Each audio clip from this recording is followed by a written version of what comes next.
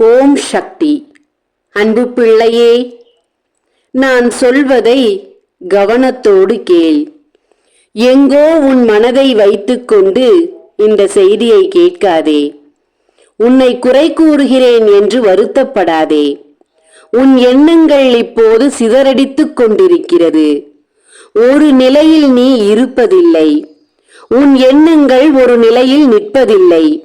உன் கண்கள் பார்ப்பது ஒரு இடம், உன் எண்ணம் இருப்பது ஒரு இடமாக இருக்கிறது. நீ ஒன்றை பார்த்து கொண்டிருக்கிறாயே ஒழிய உன் எண்ணங்கள் வேறு எங்கோ சென்று கொண்டிருக்கிறது. அப்படி இருப்பதால் தான் பல வினைகளை உன் தலையில் தூக்கி நீயே போட்டிருக்கிறாய். கவனத்தை சிதறடிக்காமல் கவனத்தோடு இருந்தாலே பல பிரச்சனைகளில் இருந்து விடுபட்டு கொள்ளலாம் பிள்ளையே. எப்போதும் முகத்தை சோகமாக வைத்துக் கொள்ளாதே. உனக்குள் சோகம் இருக்கிறது என்று பிறருக்கு காட்டினால் உனக்கு என்ன பயன்? எப்போதும் சிரித்த முகத்தோடு இரு என் பிள்ளையே. நீ சிரித்த முகத்தோடு இருக்கும் நேரம் உன் துன்பங்கள் கட்டாயம் குறையும். நீ சோகமாக முகத்தை வைத்துக் கொண்டு தலையில் அடித்துக்கொண்டு கன்னத்தில் கை வைத்துக் கொண்டு இருந்தால் மீண்டும் மீண்டும் துஷ்ட தேவதைகள் தான் உன் வீட்டிற்குள் அதிகமாகுமே ஒழிய தெய்வ சக்திகள் குறைந்து கொண்டுதான் இருக்கும். முகத்தை எப்போதும் சிடு சிடுவென வைத்திருக்காதே. அருகில் இருப்பவர்கள் உன்னை பார்க்கும் போது உன் முகத்தை திருப்பிக் கொள்ளாதே. தைரியமாக பார். அவர்கள் சிரித்தால் நீயும் சிரி, அவர்கள் பேசினால் நீயும் பேசு. அவர்கள் உன்னிடம் எப்படி பேசுகிறார்கள் என்ற கவனத்தை அவர்கள் மீது நீ ஈர்ப்பாக வைக்க வேண்டும். உன் எண்ணத்தை சிதறடித்துக் கொண்டு அவர்களிடத்தில் பேசுவதாக இருந்தால் நீ பேசாமல் இருப்பதே நன்று என்றுதான் சொல்வேன். அன்பு பிள்ளையே, உன் முகத்தில் தெய்வ சக்திகளின் ஓட்டங்கள் அதிகமாக இருக்கிறது. ஆனால் அதை நீ மறைத்து வைத்துக் கொண்டிருக்கிறாய்.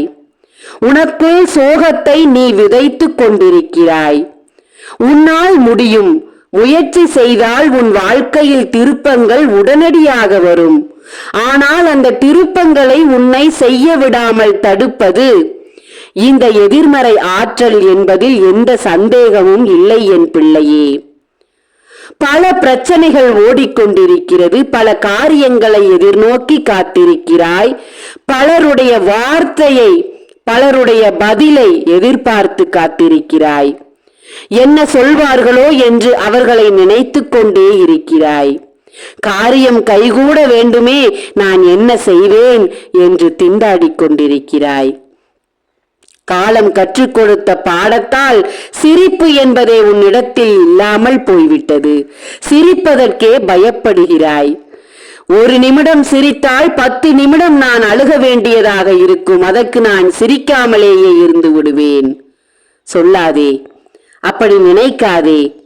லட்சுமி கடாட்சத்தை உன்னால் உன் வீட்டிற்குள் திரும்ப கொண்டு வர முடியும் என்பதுதான் உன் தாயின் வாக்கு என் பிள்ளையே. இந்த தெய்வ வாக்கை நம்பி கேட்டுக்கொண்டிருக்கும் என் அன்பு பிள்ளையே, உன் எதிர்காலம் சிறக்கப் போகிறது. உன்னுடைய கர்ம வினை அழியப் போகிறது.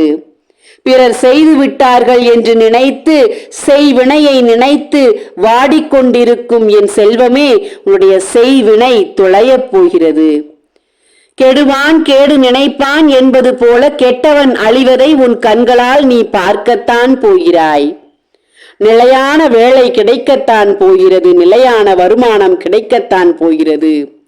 கைகால் சுகத்தை கொடுத்து நீ உழைக்கும் அளவு உன் உடம்பிற்கு பலத்தையும் நான் கொடுக்க போகிறேன்.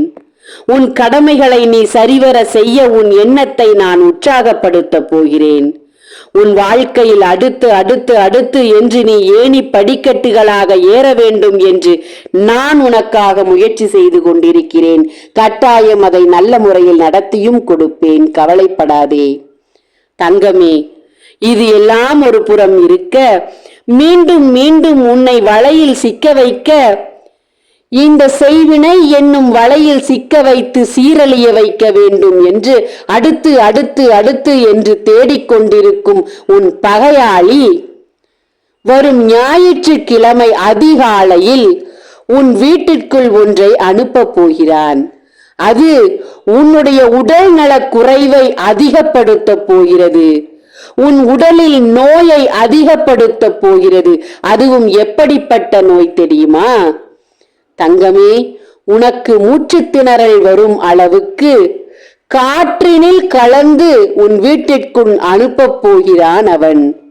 அதை தடுத்து நிறுத்துவதற்காகத்தான் உன் அன்னை இப்போது இந்த செய்தியை உன் செவிகளில் சேர்க்கப் போகிறேன். கவனமாக இருப்பது நல்லதுதானே? ஞாயிற்றுக்கிழமை இரவு நீ செய்ய வேண்டியது, உனக்கும் உன் வீட்டிற்கும் வழக்கம் போல சுத்தி போட்டுவிட்டு ஒரு எலுமிச்சம்பழத்தை இரண்டாக பிளந்து அதில் ஒன்றை குங்குமத்தையும் ஒன்றில் மஞ்சளையும் தேய்த்து உன்னுடைய நிலைவாசலில் வைத்துவிட்டு ஒரு பழத்தை 4ஆக அறுத்து அதில் குங்குமத்தை போட்டு எந்த இடத்தில் கோலம் போடுகிறாயோ அந்த இடத்திற்கு சென்று அந்த எலுமிச்சம் பழத்தை வைத்து உன் உள்ளங்கையால் தேய்த்து விடு. அது அப்படியே இருக்கட்டும். மறுநாள் காலையில் எழுந்து அந்த பழத்தை 4ஆக பிரித்து 4 புறத்திலும் எரிந்து விடு பிள்ளையே. அன்று அந்த தீங்கை விலக்கி விடலாம். நான் சொல்வது போல் செய். கவனமாக இரு. நான் இருக்கிறேன் உன்னிடத்தில். இதுபோல எல்லா வினைகளையும் அழிக்க, எதிர்மறை சக்திகளையும் தடுத்து நிறுத்த உன் தாய் உனக்காக வைத்திருக்கும் 48 நாள் பூஜையில் வைத்த எந்திரங்களையும் சாம்பராணியும் ஆண் பெண் உருவத்தையும் சத்தியநாராயணா படத்தையும் வாங்கு. ஓம் சக்தி. நன்றி.